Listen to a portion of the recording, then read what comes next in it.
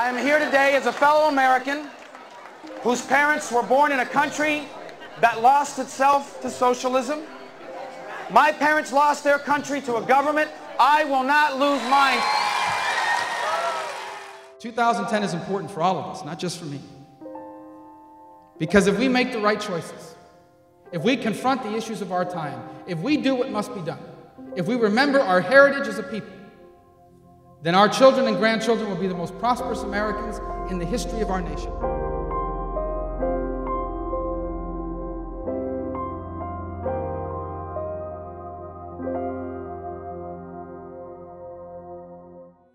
I want you to understand how special a country you and I share. I think we take that for granted. I really do. I really believe that sometimes those of us in this country believe that America is the greatest country on earth because God loves us more than He loves the rest of the world. That is not true. We are the greatest country in the history of the world because of the sacrifices and decisions that were made by those who were entrusted with leadership in it before.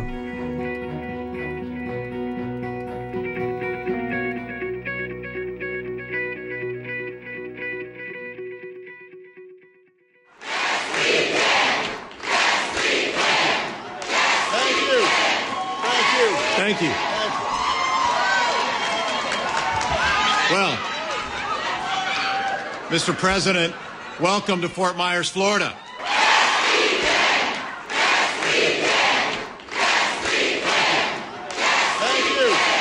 Thank you. Thank you.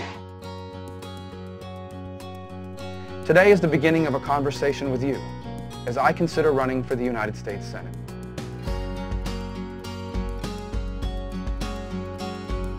Growing up around exiles, the first thing is you can't be apolitical.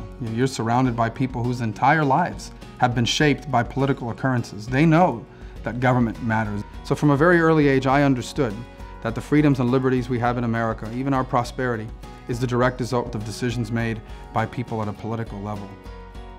Also tonight, former Florida Speaker of the House Marco Rubio is officially running for the U.S. Senate. And that makes him the first really well-known Republican in the running now for the seat being vacated by outgoing Senator Mel Martinez. Hi, I'm Marco Rubio, and today I'm announcing that in 2010, I will be a candidate for the United States Senate.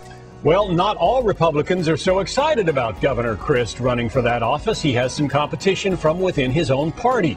Marco Rubio is a former House Speaker of Florida's legislature. He is also running for that U.S. Senate seat. Why do you think Governor CRIST is not the guy for the job?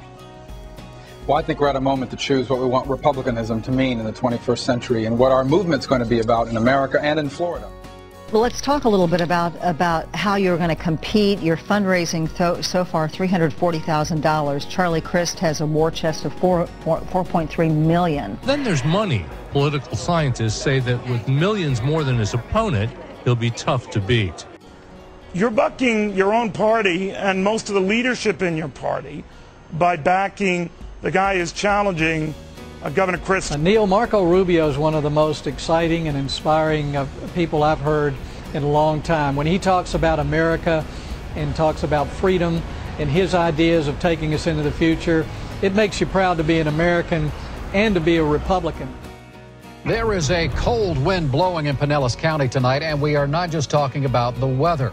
The results of a Pinellas County Republican Executive Committee straw poll are in, and they show that the political winds are clearly blowing in favor of former Florida House Speaker Marco Rubio, and that's sending a chill down supporters of Governor Charlie CRIST. Marco Rubio challenging Governor CRIST for the Senate primary, open primary. He will win. He will win. Absolutely. Yeah. Absolutely, he'll win. Going away against the popular governor of Florida, the state of Florida. Just look what the local caucuses are saying and their straw polls. Poll numbers show conservative long shot Marco Rubio gaining steam and now running neck and neck with the governor at 43%. I always believed, even early from this campaign, that if we got a chance, the more we got our message out there, the more support we would garner. I think people want to send people to Washington, D.C. that are going to stand up to an agenda they don't agree with and offer an alternative. His campaign hit a nerve with staunch conservatives alienated by the governor's support of the president and his stimulus bill. But Rubio says overcoming the governor's war chest won't be easy.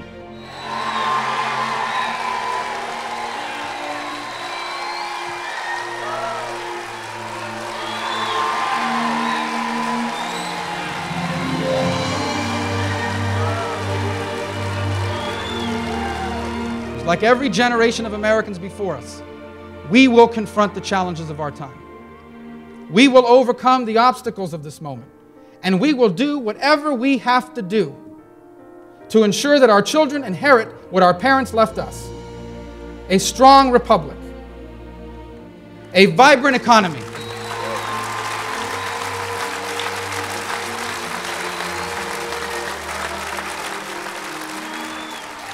and above everything else, the single greatest country in the history of the world.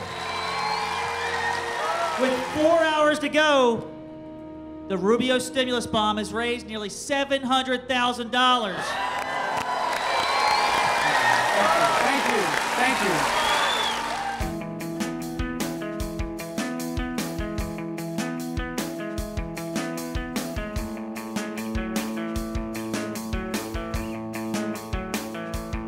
Are you willing to pledge right here, right now, that you will run in the Republican primary for the U.S. Senate and not run as an independent? I'm running as a Republican. You are saying you are going to run in the Republican primary for the U.S. Senate. You will not run on the no-party affiliation line.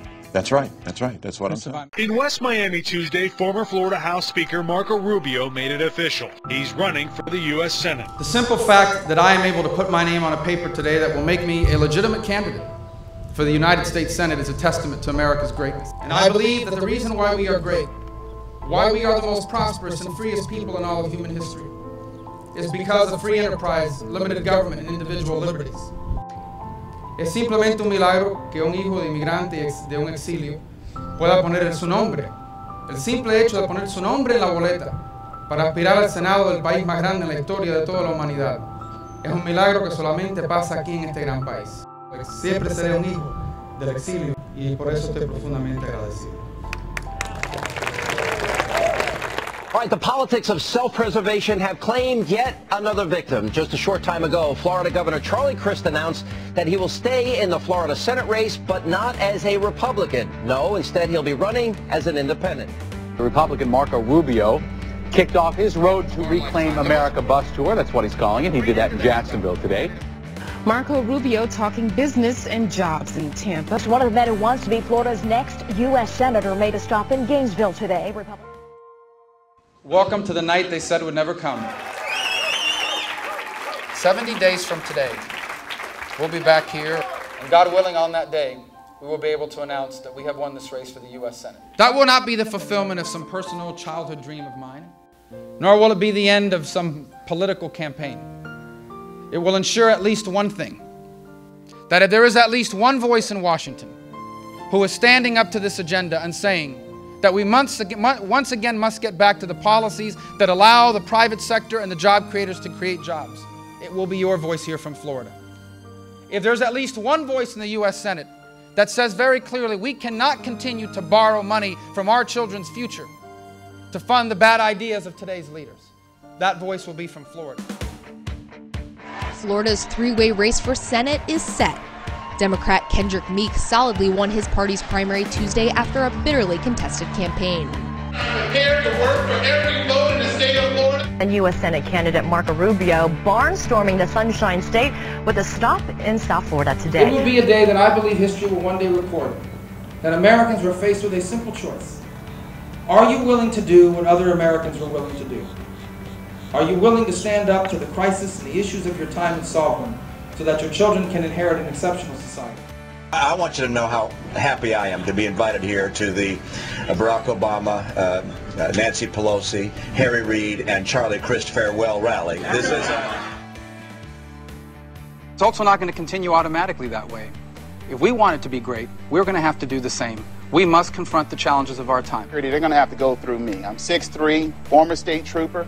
Used to be a football player, and I think it's important. I believe in transparency. I created the Office of Open Government in the governor's office for the first time in the history of our state. I've never had a heckler at the debate. I've always had him in the audience. U.S. Senate candidate Marco Rubio is unveiling his 67 policy ideas, which includes job creation, Gulf Coast recovery, cutting spending, health care, education, and veterans. Rubio says these policies are a clear alternative to Washington's current direction and why you should vote for him.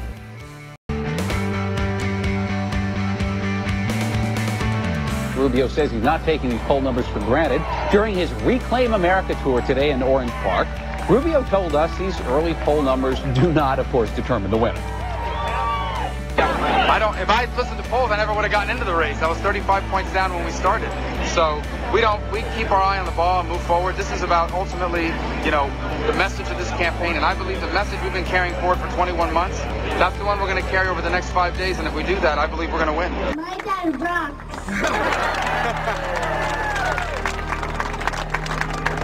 My dad rocks really good.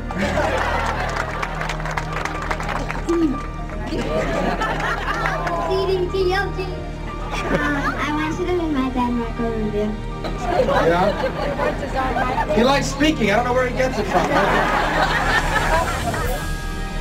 Americans do want leaders that will come to Washington, D.C. and work together to get things done. If they're working to lower tax rates, simplify the tax code, they want us to work together. If they're working to defeat radical Islam, the threat that it poses through terrorism, they want us to work together. However, if the goal is to abandon America's free enterprise economy, if the goal is not to fix America, but to change America, then they want leaders that are going to come up here and fight it every step of the way. Today, the journey continues. Together, we will build a new American century. Marco Rubio for president.